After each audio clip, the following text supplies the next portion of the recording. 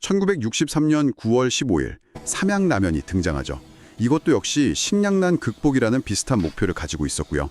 맞아요. 당시 정부로부터 5만 달러를 빌려서 일본에서 기술이랑 기계를 들여왔을 정도니까요. 이건 단순한 개인 사업이라기보다 쌀 부족 문제를 해결하려는 어떤 국가적인 과제 성격에 강했습니다. 그런데 이렇게 야심차게 시작했는데 여기서 정말 의외의 반응이 나옵니다. 초기 반응이 굉장히 차가웠다고 해요. 아니 왜 그랬을까요? 싸고 간편했는데 말이죠? 그게 바로 당시 한국인의 식사에 대한 뭐랄까 관념 때문이었습니다. 자료에 아주 재미있는 대목이 나오는데 당시 사람들한테 제대로 된 한 끼는 뜨끈한 밥과 국, 그리고 반찬이었던 거예요. 아하. 밀가루로 만든 면 요리는 식사라기보다는 그냥 간식이나 별식 이렇게 취급을 받았죠. 아, 그러니까 아무리 배가 불러도 밥을 먹지 않으면 식사를 안 한 것 같은 느낌. 딱 그거였군요. 심지어 그 꼬불꼬불한 면 모양을 보고 이게 먹는 음식이 아니라 실이나 무슨 천 같은 공산품인 줄 알았다는 사람도 있었다니 정말 격세지감입니다. 그렇죠. 가격도 100g에 10원으로 당시 담배 한 갑이나 꿀꿀이죽 한 그릇하고 비슷한 수준으로 저렴했지만 수십 년간 이어져 온 사람들의 식습관이라는 그 거대한 벽을 넘기엔 역부족이었던 겁니다. 새로운 음식이 시장에 나오는 것과 그게 사람들의 식탁에 완전히 뿌리내리는 건 전혀 다른 차원의 문제라는 걸 보여주는 사례죠. 자, 그렇게 외면받던 라면의 운명이 정말 극적으로 바뀌는 계기가 찾아옵니다. 여기서부터 이야기가 진짜 재밌어지는데요. 전혀 예상치 못한 조력자가 등판하죠. 바로 국가입니다. 네, 1960년대 후반으로 접어들면서 흉작이 계속되고 경제 상황도 안 좋아서 쌀 부족 문제가 정말 심각해졌습니다. 그래서 정부가 아주 강력한 절미운동, 그러니까 쌀 소비 절약 정책을 펼치기 시작해요. 아, 절미운동. 네, 그 핵심이 바로 혼분식 장려 운동이었습니다. 혼식은 쌀에 보리나 조 같은 잡곡을 섞어 먹는 거고 분식은 밀가루 음식을 뜻하는 거잖아요. 맞습니다. 쌀을 아끼려고 다른 걸 먹자는 캠페인이었는데 이게 처음에는 잘 안 먹혔나 봐요. 네, 캠페인만으로는 한계가 있었죠.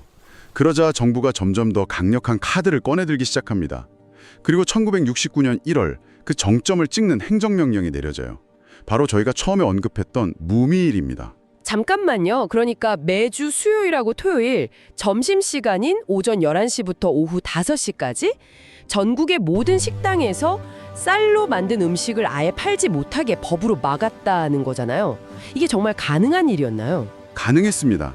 이건 단순한 권장사항이 아니었어요. 어기면 영업정지 같은 처벌도 받았고요. 자료에 따르면 박정희 당시 대통령이 청와대 주방에도 무미일을 철저히 지키라고 지시했다는 기록이 있을 정도니까요.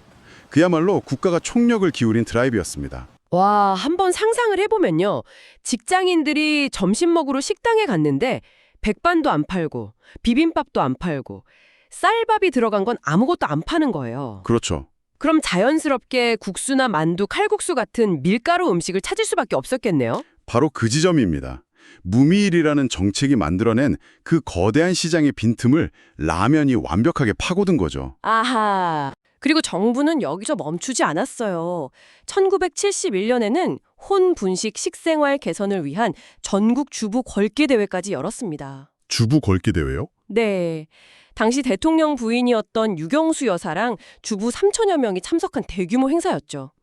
밖에서는 무미일로, 집안에서는 주부들을 통해서 식생활을 바꾸려는 그런 전방위적인 노력이었습니다. 알겠습니다. 이제 라면이 어떻게 우리 식탁에 오르게 됐는지는 확실히 이해가 됐어요. 그런데 정부가 강제로 먹게 한 음식에서 사람들이 스스로 찾아서 먹는 음식이 되려면 또 다른 도약이 필요했을 것 같아요. 그 다음 단계는 뭐였나요? 아주 중요한 질문입니다. 바로 그 지점에서 라면의 두 번째 혁신이 시작되죠.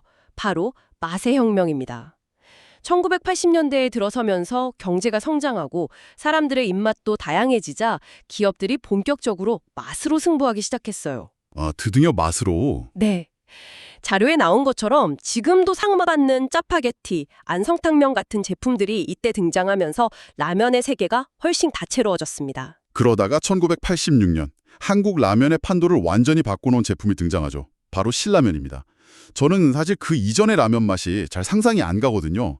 신라면 이전과 이후는 어떻게 달랐던 건가요? 신라면 이전의 주류는 일본 라면의 영향을 받은 닭고기 육수 기반의 맵지 않고 순한 맛이었어요. 아, 그랬군요.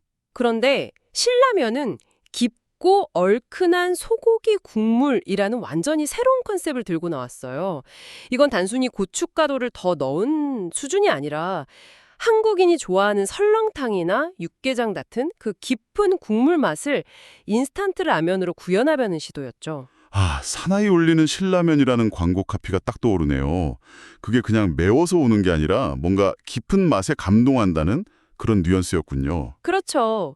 이 신라면의 대성공으로 맵고 얼큰한 빨간 국물이 K라면의 정체성처럼 굳어졌다고 봐도 되는 거죠. 오늘날 전 세계 사람들이 K라면 하면 떠올리는 그 강렬하고 중독적인 매운맛의 원형이 바로 이때 만들어진 거네요. 맞습니다.